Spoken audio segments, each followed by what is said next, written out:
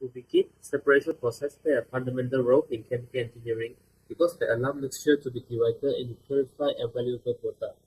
These processes are essential in many industries and help ensure that operations remain safe, efficient, and sustainable. They contribute greatly to our daily life.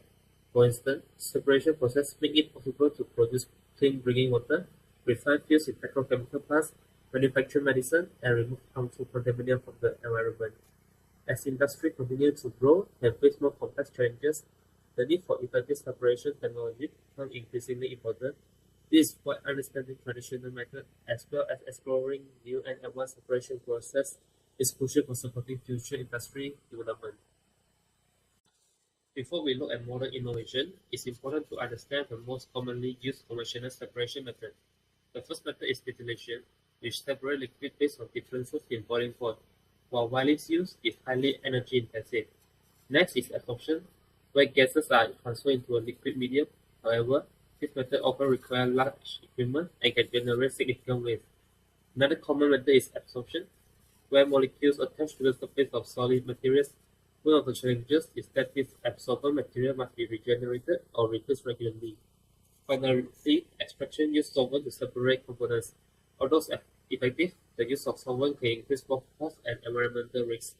Overall, while these traditional techniques have been successful for many years, they come with clear limitations. These challenges are what drive industry to explore newer, more efficient, and more sustainable separation technology. Let's take a look at an emerging separation process technique known as supercritical fluid chromatography, or SFC for short. First thing first, what is a supercritical fluid? Now, have you ever heard of the fourth state of matter? Well, we know solids, liquid, and gases. But under special conditions, we get something called as the supercritical fluid. Let's take carbon dioxide for example. If we pressurize it and hit it past its critical point, which is at a certain temperature and also pressure, it no longer behaves like a gas or a liquid. Instead, it is known as the supercritical fluid. It flows like a gas, but it also dissolves materials like a liquid. So, what do we do with the super solvent? One of its smartest uses is the supercritical fluid chromatography, which is a high-tech separating machine for molecules. Think of it like this.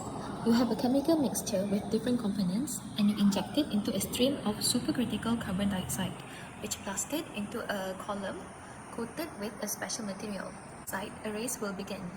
Different molecules in the chemical mixture will interact with the coating differently, and it will stick on the coating for different lengths of time. Because the supercritical carbon dioxide is very fast and penetrating, the separation happens very quickly. And the special part of using carbon dioxide is that we can fine-tune the process mid-run by simply adjusting the pressure. And we can wash out different components perfectly, one at a time. Now, what are the advantages of using SFC compared to other chromatography methods? First, it is fast and efficient. The gas-like flow makes it 3 to 5 times faster than other chromatography methods. Next, it is environmentally friendly since the main solvent used is carbon dioxide, which is recycled from chemical processes. This cuts down the use of hazardous chemical solvents by 90%. Moreover, it is also versatile, which means that it can be used for materials that are too heavy for gas chromatography but too light for liquid chromatography. Lastly, SFC is very gentle. This makes it perfect for heat-sensitive elements such as natural extracts, vitamins, and also pharmaceuticals. SFC is a perfect example of how chemical engineers use physics to solve real-world problems sustainably. Thank you. Okay, so the next emerging separation process is basically the advanced membrane technologies. So they basically is a modern separation technique that uses selective membrane to separate substances such as molecules, ions, or even small particles. Unlike conventional methods, membranes can work at a molecular, ionic, or even nanoscale level, which makes them very highly efficient. Another important feature is that membrane properties can be tailored. What does it even mean? For example, we can design them for specific selectivity, permeability, or even chemical resistance. And then another important thing is that most membrane systems can operate in a continuous flow process, meaning the feed continuously passes through the membrane, improving its efficiency and also control. Okay, so there are actually several types of advanced membrane separation. For example, microfiltration is a process that functions to remove large particles such as suspended solids and bacteria.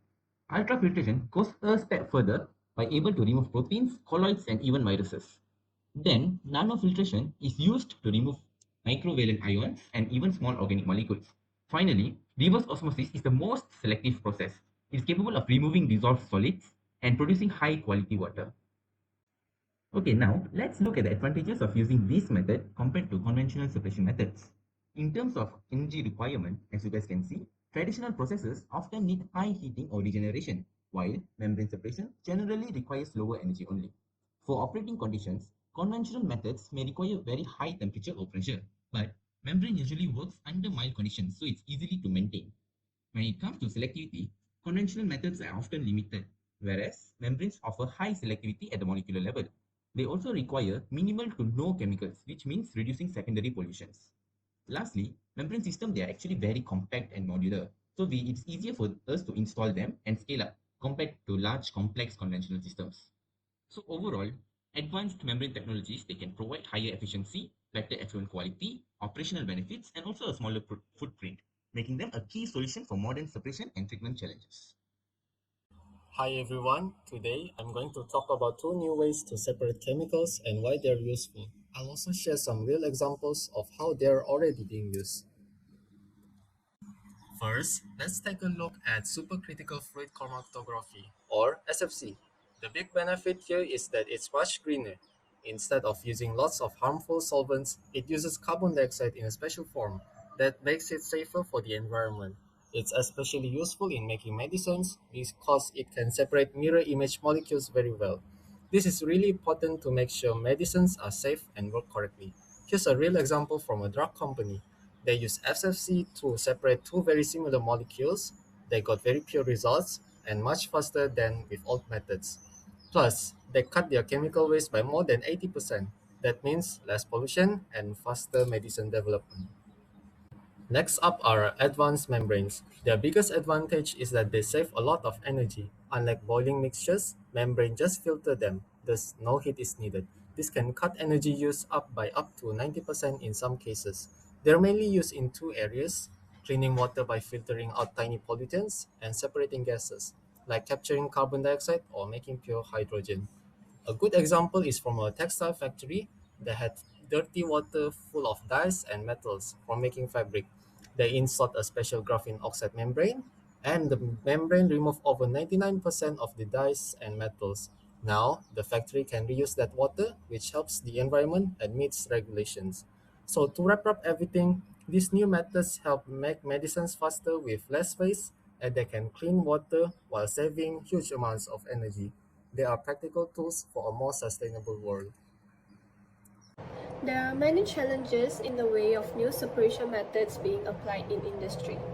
In terms of technical, the material stability, fouling, and permeability are obstacles for the technologies such as membranes and specialized solvents that will be used in future separation processes.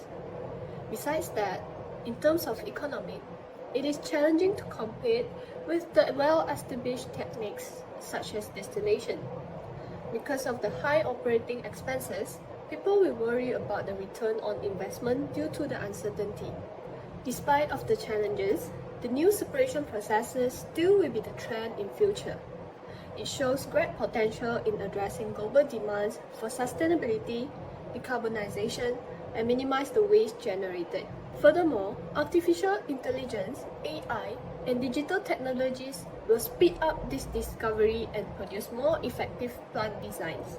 The future will not be dominated by a single technology, but by a diverse of separation processes designed for a more resource-efficient world. In summary, the sustainability and limited resources will be the driving forces of the new separation methods.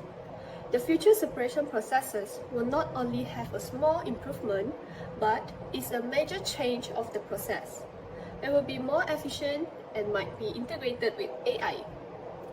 Furthermore, this development and implementation are not only about technological skill, but also a crucial step to tackle global issues such as water purification and carbon capture. It is to create a sustainable future. Thank you for watching, and goodbye.